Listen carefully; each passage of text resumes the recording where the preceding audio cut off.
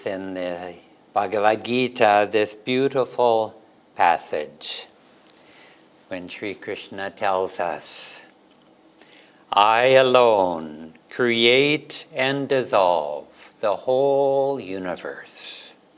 Through all things, as through the gemstones of a necklace, runs the thread of my all-unifying consciousness. I am the fluidity of waters. I am the light of the moon and the sun. I am Pranabha, Om in the Vedas. I am the silent roar of cosmic sound in the ether. I am the manhood in man. I am the wholesome fragrance of earth. I am the radiance of fire. I am the life of every creature. I am intelligence in the discerning. In those who are glorious, I am their glory. All manifestations of sattva, the elevating, rajas, the activating, and tamas, the darkening quality, emanate from me. They exist in me, though I am not apparent in them. And there's a very similar passage in the Christian Bible, and it says, in the beginning was the Word, and the Word was with God, and the Word was God. All things were made by Him, and without Him was not anything made that was made. In Him was life, and the life was the light of men. And the light shined in darkness, and the darkness comprehended it not. When we're in the darkness, we may not recognize the light, even though we see it. And when we're in tamoguna, we may not see that Krishna is also there with us. And the Gita gave a perfect metaphor for this truth. Through all things, as through the gemstones of a necklace, runs the thread of my all-unifying consciousness.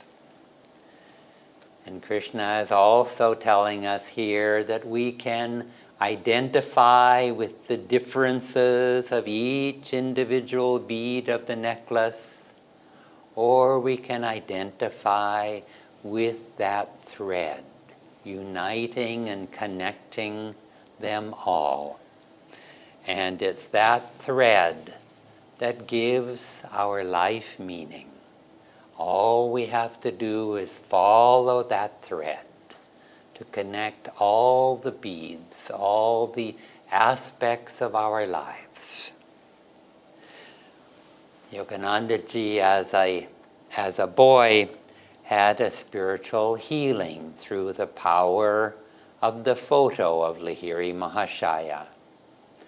And it was shortly after that he fell into a reverie and had a divine vision, a vision of Himalayan yogis, and then a vision of Ishvara. And that vision faded, but it changed him forever. And it planted in his heart this great desire to have the life of a yogi and to seek God. When I was 20 years old, I was sick in bed for about 3 weeks. And I read some books, but mostly I was alone with myself, having to face myself, and I don't think I had ever introspected up to that point.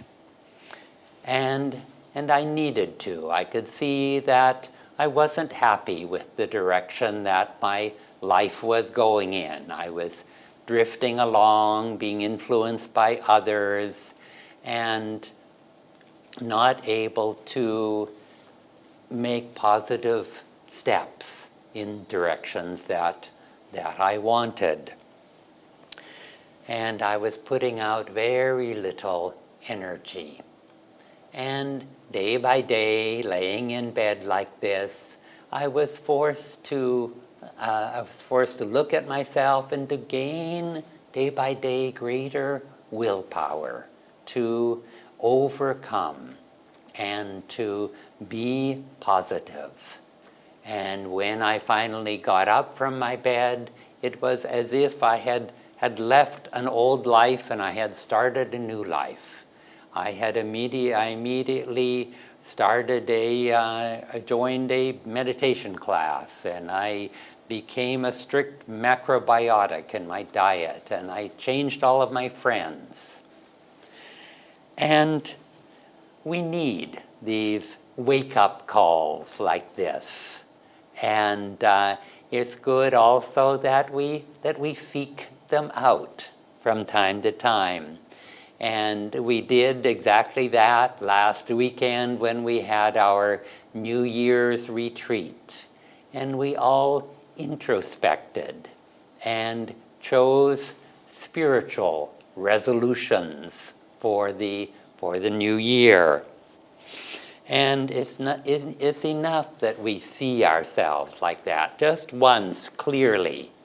And it's enough to make changes in our lives, to give us the courage to do so. And discrimination can tell us what is good to do, but that isn't enough by itself.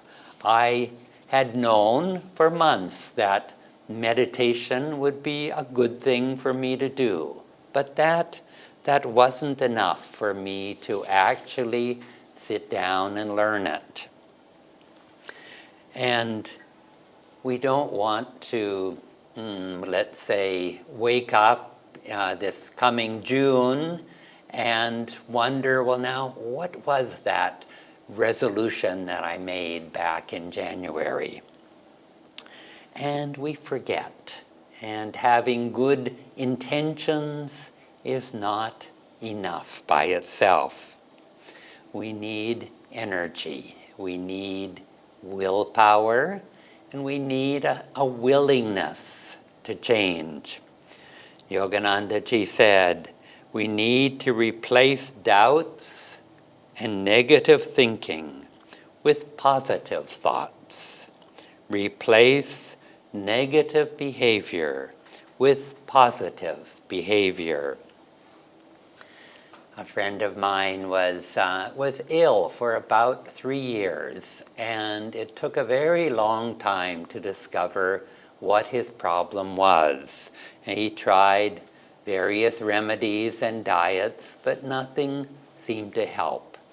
And then one day he had the realization, and that he said, I need to change my consciousness. I need to raise my energy. And with that thought, he started affirmations. He started praying very deeply that this inner change occur within himself. And shortly after that, they discovered just what the real cause, the underlying cause of his illness was. Another story in this regard, Padre Pio was an Italian saint of about 50 years ago.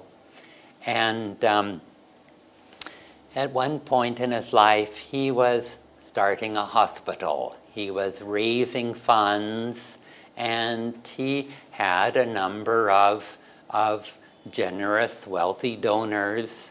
But he said the donation that he was most proud of was from an old widow, and she offered him 20 lira, and 20 lira was almost nothing even back then.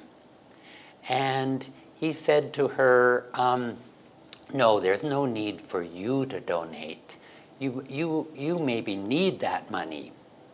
And it's like he was just testing her.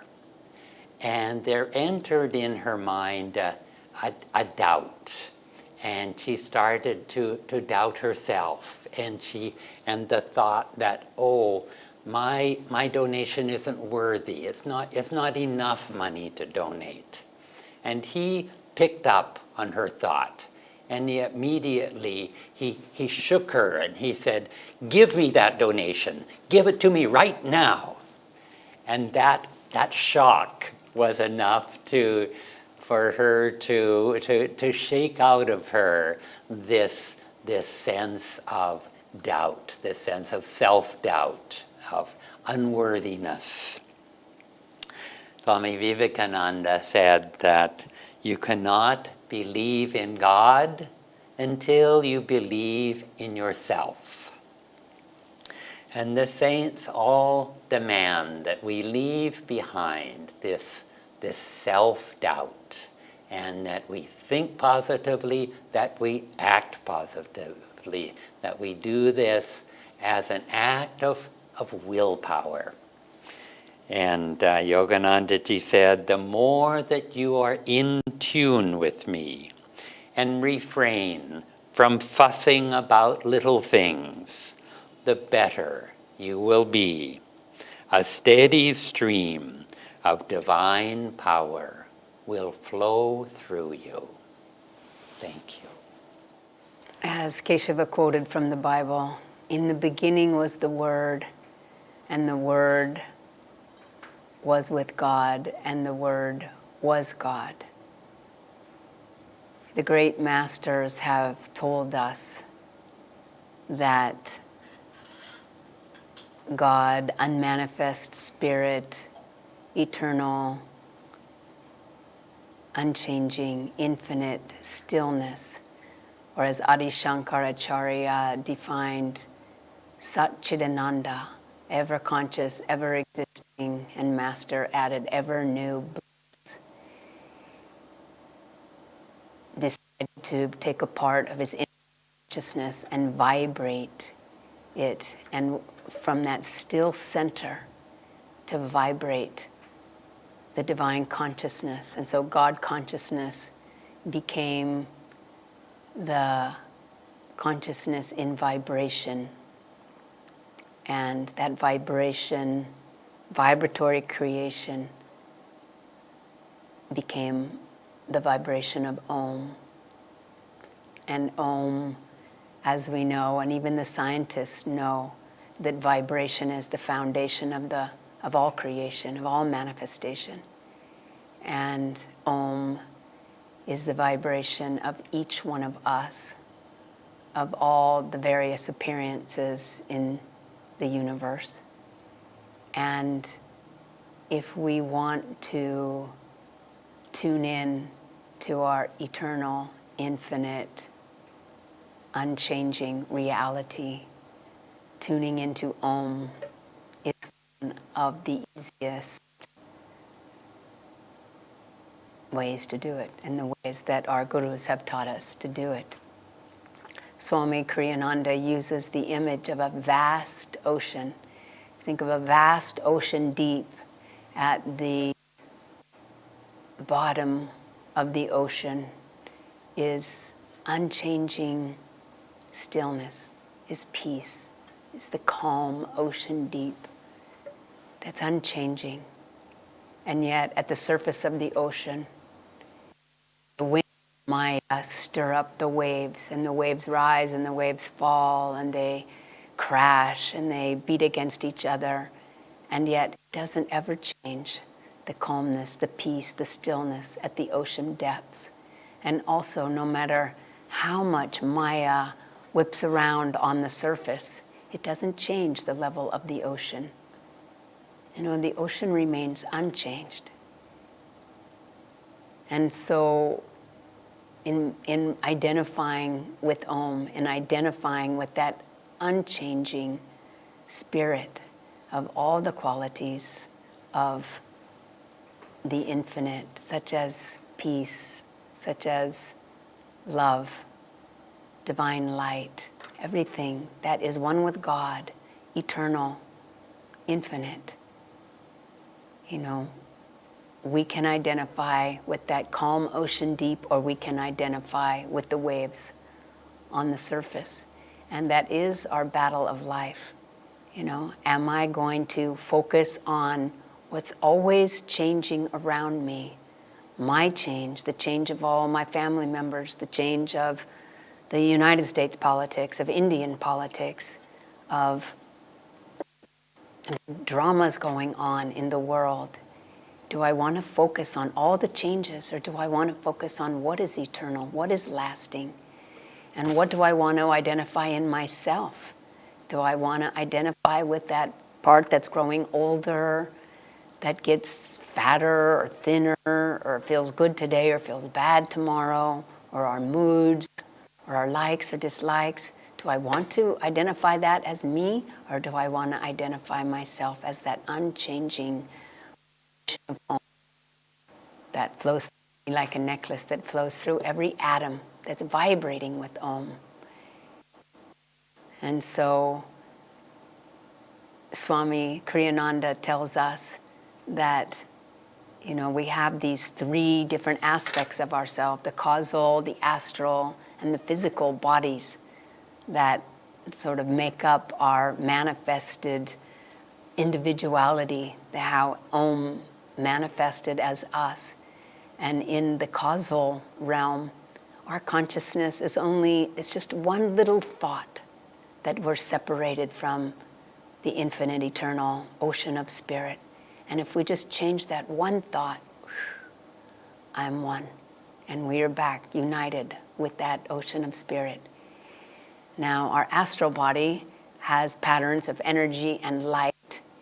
And when we are just fully in our astral body and not in our physical body, Swamiji tells us that we're very much just is what is determined reality on the astral plane. That what's going on inside, that vibration, that light, that energy that's flowing through us is manifesting experience. That consciousness, our consciousness, creates our experiences, and we understand. But when we come, forget, we identify with this very small part of ourselves, which is thus the material plane, the physical body, and we are fooled, and we think this is all of us. Caught up on what's happening on the material plane, physical bodies, to the physical bodies of the people that we love, and we forget, and so we no longer have that connection to the ocean deep. And we know so often people, perhaps, we think of the waves on the surface of the sea. We may think that, wow, I want to be a big wave. I have this desire for greatness. I have this ambition for material security. I have this vibration that I carry around with me, and I want to be tall, and I want to be proud, like a proud, tall wave. And that wave has its own magnetism, and it attracts to itself other waves of similar magnetism, other waves that are also very egoic, feeling separate. I want to be separate, I want to be me. What our reality becomes, our consciousness is separate, egoic, and so that's what we attract. Other separate egoic waves, and that becomes our reality. Selfishly, we end up being in the reality of selfish people. If we're living selflessly, we're being kind and loving to others, that's also see that vibration itself, vibration. And so with us, every day, we have this decision of, am I going to enter that flow of consciousness takes me out into greater and greater waves, bigger waves, stronger waves, waves clashing? Or do I want to stream that's going to take me back to still ocean deep? And this is our free will. Once we become the level of humans, then we have that will. What are we going to do with our consciousness? Do we want to let that Maya be stronger in us? Because it's very easy for that to happen. We identify with all those changes. We identify with our body. We identify with those subconscious desires and likes and dislikes and attachments. And that's what we know. That's where we come from. So Maya is very attractive to us. You know, this is what we know.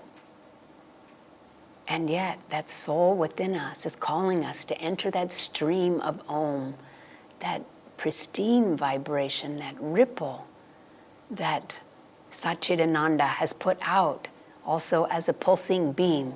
Follow this vibration, this Om vibration back. Back to me, back to the infinite stillness. When I was very first started on the spiritual path, I went to a church where they had a fine minister who was speaking what I felt wisdom, and this church was full, and I was living a very worldly life and totally into Maya, very much being entertained by Maya. And yet I went to this church satsang, and this minister was speaking wisdom. And my soul just rose to that wisdom and said, this is what will bring me happiness. This chasing around, no, it's exciting and always changing. It is not giving me what I'm looking for. It is not giving me the happiness I'm seeking. And even if I have excitement one day, I have unhappiness the next day. Why can't I find lasting happiness? And what he was saying was resonating with my soul.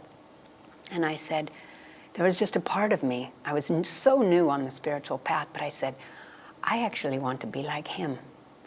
I want to have that kind of wisdom because I think he knows where he's going. I think he knows what's going to make him happy. So I had that vision in front of me.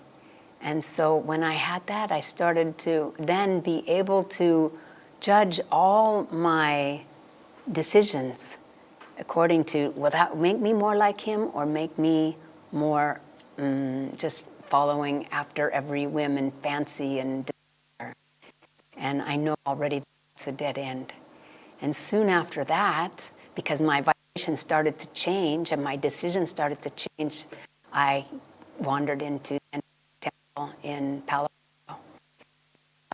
My soul expanded that much more and just said, actually, I want to be like that.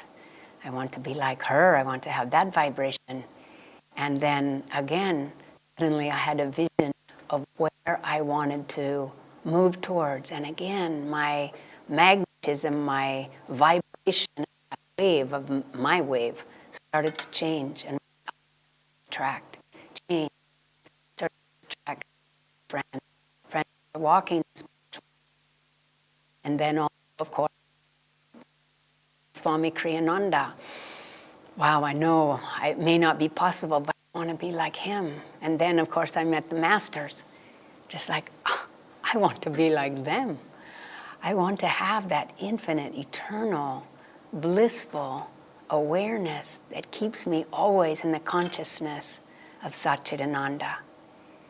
And so then every decision, I can't say every decision, but it was always a light in front of me. I may have taken many detours along the way, but that light was always in front of me, that goal. I know what it looks like. I know what I'm going for. So that's the vibration that I want to have. That's the kind of wave I want to be. And so then, of course, we follow their teachings. And speaking of the Word, the Word is God's consciousness made manifest, and Om is consciousness manifest. And as the masters have said, tune into Om within us. Follow the you will find to that ocean of Om. We tune into chanting Om at the chakras, chanting Om at the spiritual eye. And those chakras are a place where the causal, the astral, the physical planes, where they all meet in our chakras.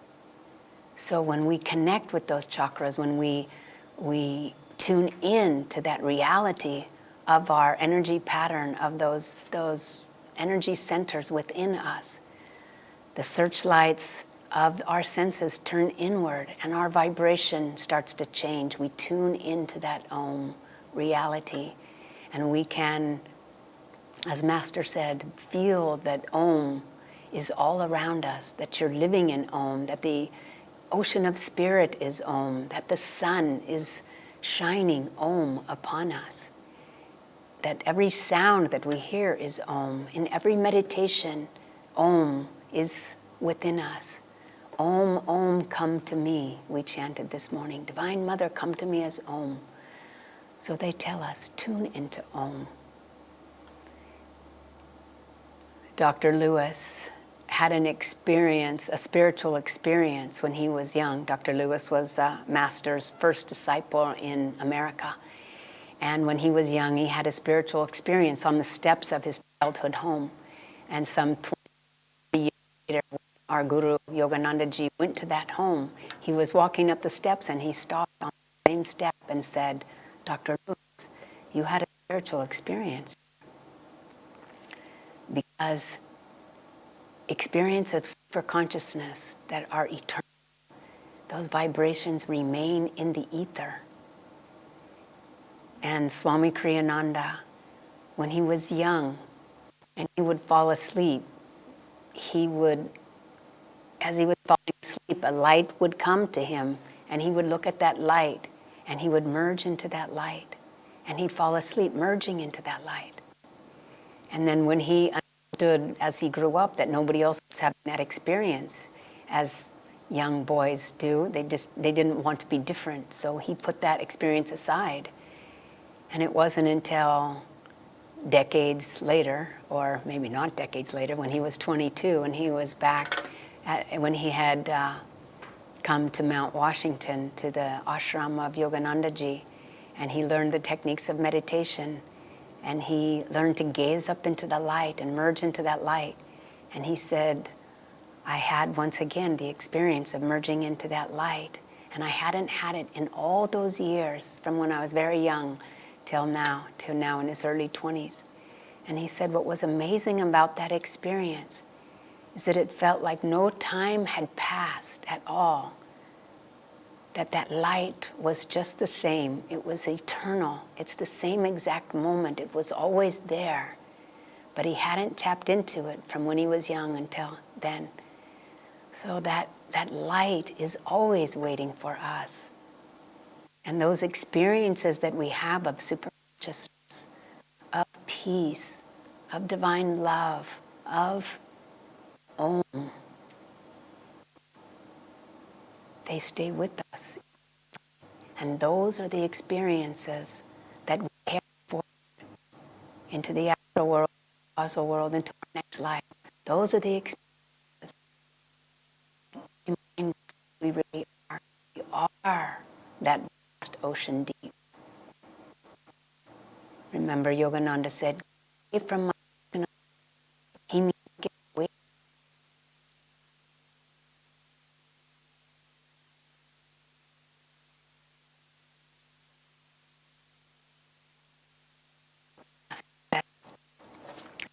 These words by the Lord calls to us unceasingly, urging us to seek him, the changeless spirit, beneath all the storms of life. Inner communion with him is the highest teaching in every scripture. It is the truth that the great masters have taken birth to declare to us, who, struggling in delusion though we are, seek the way to enlightenment. Joy to you.